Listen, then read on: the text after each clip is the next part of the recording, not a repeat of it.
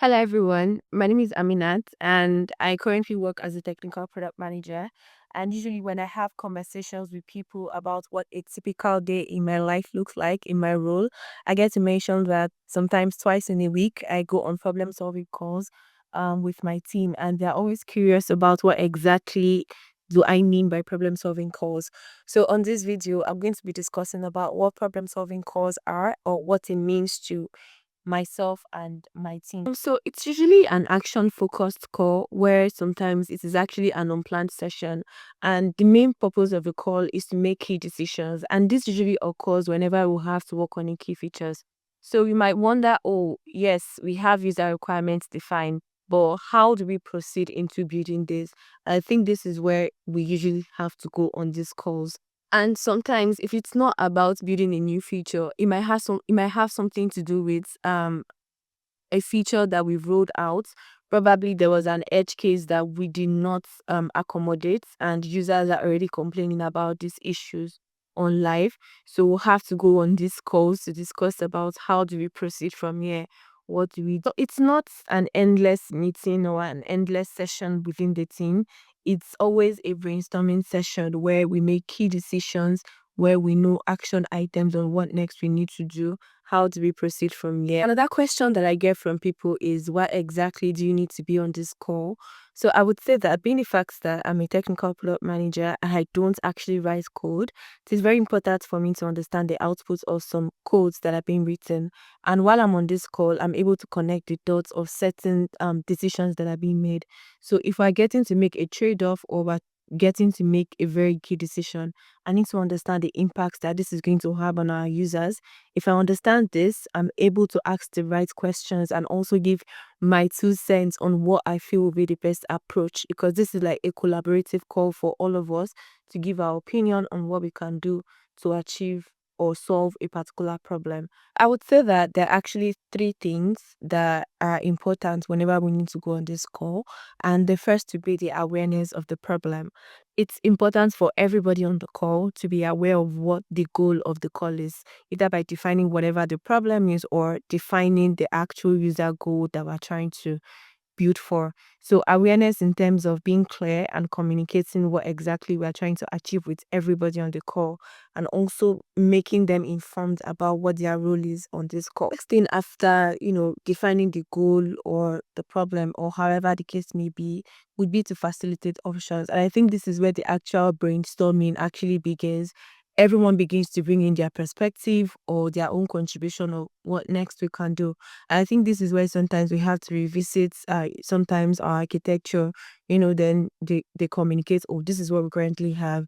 And from what we currently have, this is how we can proceed from here.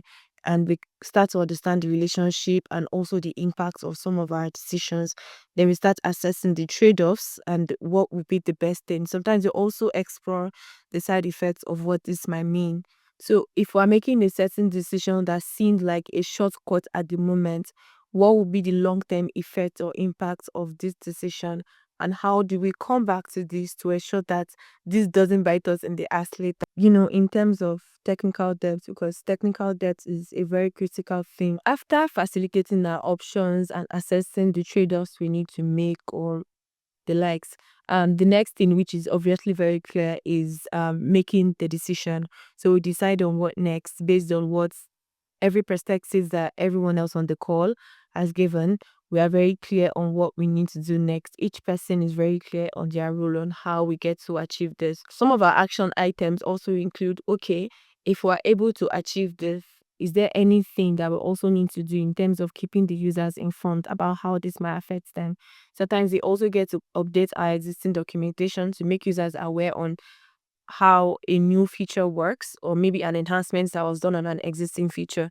Then sometimes they also need to send out emails to Farabi, because um some companies, for example my company, have um external teams that are currently integrated into our API.